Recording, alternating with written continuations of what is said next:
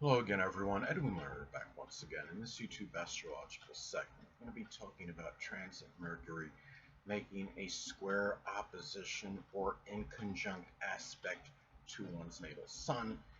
Now, when we're talking about transits that involve Mercury, they could be about communications, assimilating information, mobility, siblings, neighbors, cousins, analysis. And we're talking about transit Mercury basically making an adverse aspect to one's natal sun. Well, this may manifest in communications, assimilating information, mobility, siblings, cousins, neighbors, analysis. This might conflict, perhaps with the physical body to some degree. And the thing about it is, maybe it takes these things might be taking more of a toll and maybe more taxing on the physical body at this time, more so than usual. Keep in mind these transits don't last exceptionally long, but they are going to happen, fairly frequently. You're going to get, at least like two squares, two inconjuncts in opposition from this transit to the sun every year, but it's not something. They can last for some. They don't last. Like I said, they don't last for an exceptionally long period, but they can have certain significance. The thing about this too, this transit can also indicate that you don't really, since the sun can have some connection with the physical body, it may be where you don't feel like, Mercury is about mobility. So it might be a situation where it might be impacting your mobility, could be just simply moving around, where you just don't really want to do it. At this time, you might feel a little more stagnant than usual.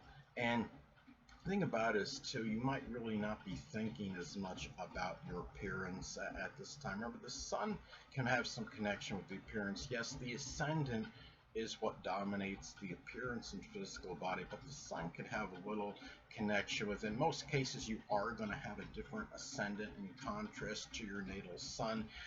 Some like roughly 1 in 12, your chance though, you will have the same sun as the ascendant anyway.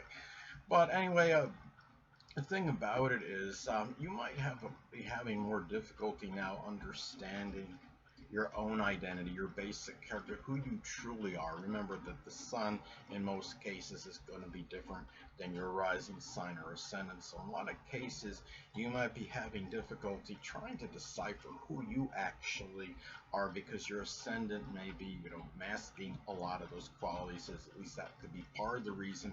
But the thing is that when you have this transit, remember Mercury is about comprehension. The sun is about our identity and who we actually are. So that could have an effect on really having a little more difficulty in trying to figure out who we truly are, and it might take a little more work at this time, more so than usual, to do that. Now, another thing too is the sun is connected with our basic wants. So if we're trying to get something that's Mercury, say mercurial, something Mercury related, it might be harder to get or obtain that at this time for something like whether it's writing materials or communications or siblings, cousins, or neighbors. These could be things that we might be trying to reach out for, but it just might be a little harder to get that for some reason for at this time, more so than usual. And the thing about, and you might not want to really communicate as much as you ordinarily would at this time. Remember, the sun again is, our basic wants. Mercury is connected with communication and assimilating information. It might be something you just don't feel like doing at this point in time. Now, the sun can also have a connection with our vitality and energy level. And the thing about it is, it could be communications, it could be a lot of analysis, might be having an impact on your own, which, as far as your energy level at this time, say if this is in Scorpio in the 11th house, as in as an example, this transit, Mercury and Scorpio in the 11th house, it could be some deep astrological analysis, might be having somewhat of a negative impact on your vitality and energy level at this time. The sun is also connected with shining, and this could be a time where maybe it's harder to shine in matters connected with communication at this time, or any activities with perhaps with your siblings, your cousins, your neighbors at this point in time. And the thing about this too, and if you're a writer, it might be harder to get that attention for doing those things at this time. And say if the transit Mercury is in Aquarius, it could be some kind of writing with astrology or astronomy or aerospace or innovation, computers, electronics. The sun is also associated with the biological father in children, so it could be a time where you might not really want to talk with them at this time, or it could be that you might be having some kind of siblings or cousins or neighbors might be having a situation with those people that might be somewhat adverse or contentious at this time, more so than usual. The sun is also about our life, and it could be a time where our life, what we're trying to live, might be interrupted again. It could be by cousins, by neighbors, by siblings, maybe people that are prominent in your day-to-day communications. It might be something, it might be a situation with a vehicle at this time.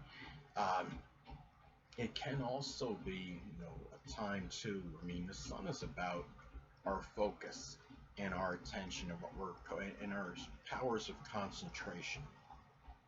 So the thing about this transit is this can be something where it may be harder, to focus on maybe an idea or some kind of thought at this time.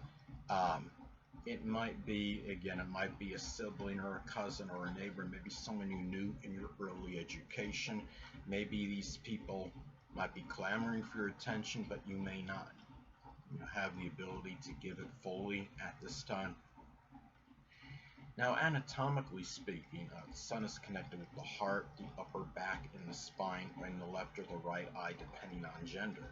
So it can be a time where these issues, if you have some issues with those, it might be harder to articulate these things at this time, or really you're trying to analyze what's actually going on with them, with those things. It might be a situation where there might be some difficulty in doing so. The thing about the sun too is it's also about our drive and our motivation. So the thing about it is, it could be siblings, cousins, neighbors, someone that was prominent in your early education, might be somewhat negative, might be impacting your drive or your motivation at this time to do things. It could be, some situation, some news that you heard that might be negative, that might be impacting this negatively at this time as far as your drive and your motivation goes. Now again, another way this can manifest this transit, going back again to siblings, to neighbors, to cousins, perhaps they may be averse to the life you're living at this time. Remember, the sun is connected with the life of the person. Say, for example, if your natal sun is in the zodiac sign Cancer, it can be an overly introverted home life that revolves around safety and security. It can be where local transportation issues at this time may be giving you some difficulty or trouble in getting what you want, which is the sun. Say, for example, if your natal sun is in Libra, it might be getting out and ingratiating yourself with others, or socializing at this time. It could be relationships. Maybe if you're in sports, it could be playing tennis with someone. I would say even tennis could be a Libra sport because it involves balance. Another thing too is that it could also be, going back to what I was stating previously to reiterate this, it could be about difficulty in comprehending and understanding your true self, which is the sun. Hold on a moment, people.